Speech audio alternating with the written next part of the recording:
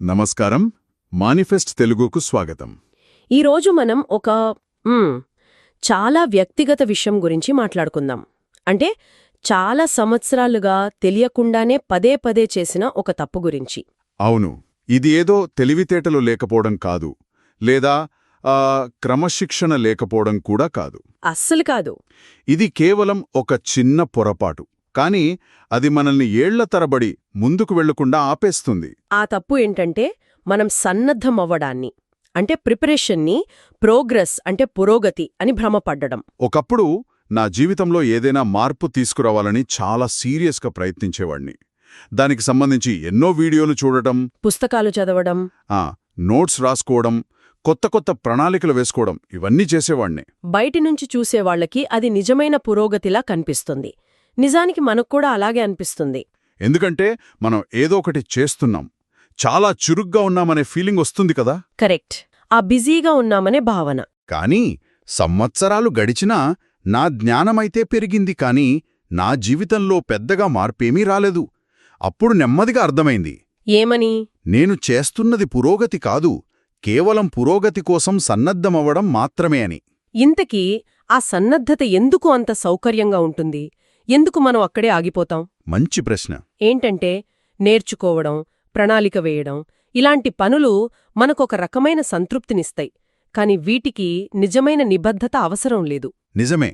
నేర్చుకోవడానికి పెద్దగా ఇబ్బంది పడాల్సిన పనిలేదు. అవును. ప్రణాళిక వేయడానికి ఎలాంటి రిస్కు తీసుకోనవసరం లేదు. ఆలోచించడానికి మార్పు అవసరం లేదు. అందుకే నేను ఏమీ చేయకుండానే చాలా బిజీగా ఉన్నట్టు అనిపించేది. నా మనసులో ఎప్పుడూ ఒక వాక్యం తిరుగుతూ ఉండేది, ఈ విషయం నాకు పూర్తిగా అర్థమయ్యాక మొదలుపెడతాను అని. ఓ, ఇది చాలామందికి రిలేట్ అవుతుంది. వినడానికి చాలా తెలివైన ఆలోచనలు అనిపిస్తుంది గదా. అవును, చాలా లాజికల్గా అనిపిస్తుంది. కాని అసలు సమస్యే అదే.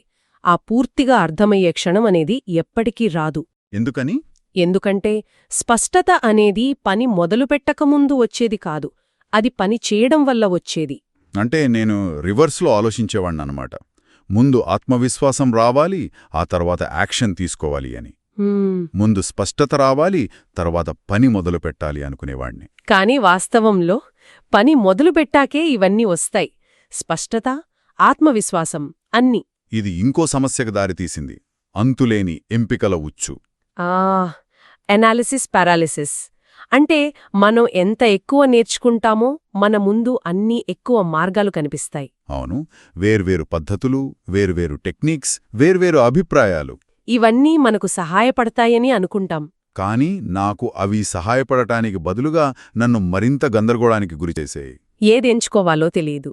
ఏది కరెక్టో తెలియక అసలు ఏ నిర్ణయం తీసుకోకుండా వాయిదా వేసేవాణ్ణి. అంటే నాకు తగినంత తెలియకనే నాగిపోలేదు, మరి ఏమీ చేయకుండానే ఎక్కువగా తెలుసుకోవడం వల్ల ఆగిపోయాను. ప్రణాళిక వేయడంలో ఒక భద్రత ఉంటుంది. అవును, చాలా సురక్షితంగా అనిపిస్తుంది. ఎందుకంటే ప్లాన్ వేస్తున్నప్పుడు మనం విఫలం కాము. కరెక్ట్. మనని ఎవరూ విమర్శించరు, ఎలాంటి పరిణామాలు ఉండవు. కానీ అసలు పనిచేయడం అలా కాదు. అది మనల్ని బయటపెడుతుంది. మన బలహీనతలను, మన తప్పులను వెల్లడిస్తుంది. ఇతరుల నుండి అభిప్రాయాలను ఎదుర్కోవాల్సొస్తుంది. అందుకే తెలియకుండానే నేను పనిని తప్పించుకుని ప్రణాళికల వెనుక దాక్కున్నాను. అంటే తెలియకుండానే మనం ఆ అసౌకర్యాన్ని నివారిస్తున్నామన్నమాట. అసౌకర్యం? అవును. ఎందుకంటే నిజమైన మార్పు మొదట్లో చాలా ఇబ్బందికరంగా ఉంటుంది. చాలా నెమ్మదిగా, అనిశ్చితంగా ఉంటుంది. మొదట్లో ఉండే ఆ ఉత్సాహం కూడా కొన్ని రోజుల తర్వాత పోతుంది. సరిగ్గా అప్పుడే ఆ అసౌకర్యంతో ఉండటానికి బదులుగా మనమేం చేస్తాం? మళ్లీ నేర్చుకోవడం అనే సులభమైన పనిలోకి పారిపోతాం. ఎందుకంటే నేర్చుకోవడం ఉత్పాదకంగా అనిపిస్తుంది, కానీ ఆ అసౌకర్యం అనవసరంగా తప్పుగా అనిపిస్తుంది. చివరికి నాలో ఒక నమూనాని గమనించినప్పుడు నాకు అసలు విషయం అర్థమైంది. ఏం నమూనా అది? నా జ్ఞానమేమో పెరుగుతోంది, కాని నా ప్రవర్తన మారడం లేదు. అవే పాత అలవాట్లు, అవే దినచర్యలు, అవే సాకులు. అప్పుడు ఒక ముఖ్యమైన విషయం తెలిసి ఉంటుంది. అవును, మార్పనేది మన సంకల్పానికి, మన కోరికలకు స్పందించదు. అది మనం చేసే పునరావృత్త చర్యలకు, అంటే రిపిటేషన్కి మాత్రమే స్పందిస్తుంది. అప్పుడే నేను సిద్ధంగా ఉన్నాననుకించినప్పుడే పని మొదలుపెట్టాలి అనే నమ్మకాన్ని వదిలేయాల్సొచ్చింది. ఎందుకంటే వాస్తవానికి మనం ఎప్పటికీ పూర్తి సిద్ధంగా ఉన్నామనిపించదు, అది ఒక ఫీలింగ్ అంతే. అవును. మనం పనిచేస్తాం, మధ్యలో అనిశ్చితంగా ఫీలవుతాం, కొన్ని తప్పులు చేస్తాం, వాటిని సర్దుబాటు చేసుకుంటాం. ఆ ఆ తరువాతే ఆత్మవిశ్వాసం ఏర్పడుతుంది. అంటే సిద్ధంగా ఉండటం, అది పనిచేయడం వల్ల వచ్చే ఫలితం. మరి దీనికి పరిష్కారమేంటి? మరింత కష్టపడటమా?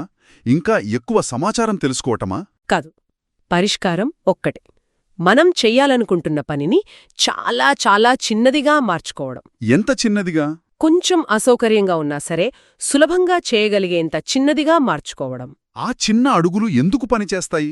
ఎందుకంటే అంత చిన్న అడుగులు వేయడానికి పెద్దగా నమ్మకం అవసరం లేదు, ఆత్మవిశ్వాసం అవసరం లేదు, స్పష్టత కూడా అవసరం లేదు. వాటికి కేవలం పునరావృతం చేస్తే చాలు.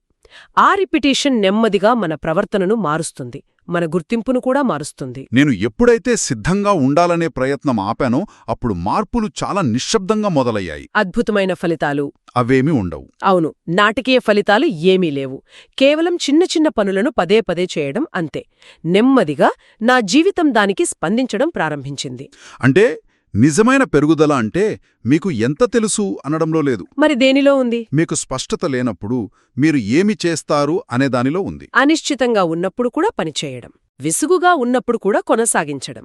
అదే నిజమైన పురోగతి. ఇదండి నేను చాలా ఏళ్లుగా పదే పదే చేసిన తప్పు. దీన్ని గుర్తించడం వల్ల రాత్రికి రాత్రే అన్నీ మారిపోలేదు నిజానికి. మార్పు ఎప్పుడూ అలా జరగదు. కానీ అది నా ప్రయాణ దిశను. మీ సమయాన్ని ఇక్కడ గడిపినందుకు చాలా ధన్యవాదాలు. ఈ సంభాషణ ఎవరికైనా వాళ్ల ప్రయాణం గురించి ఆలోచించడంలో సహాయపడిందని భావిస్తున్నాం. అలా అనిపిస్తే ఈ వీడియోను లైక్ చేయవచ్చు. మీ ఆలోచనలను లేదా మీ అనుభవాలను కామెంట్స్లో పంచుకోవచ్చు. ఇది వేరొకరికి కూడా సహాయపడుతుందని మీరు భావిస్తే దయచేసి వారితో పంచుకోండి. ధన్యవాదాలు.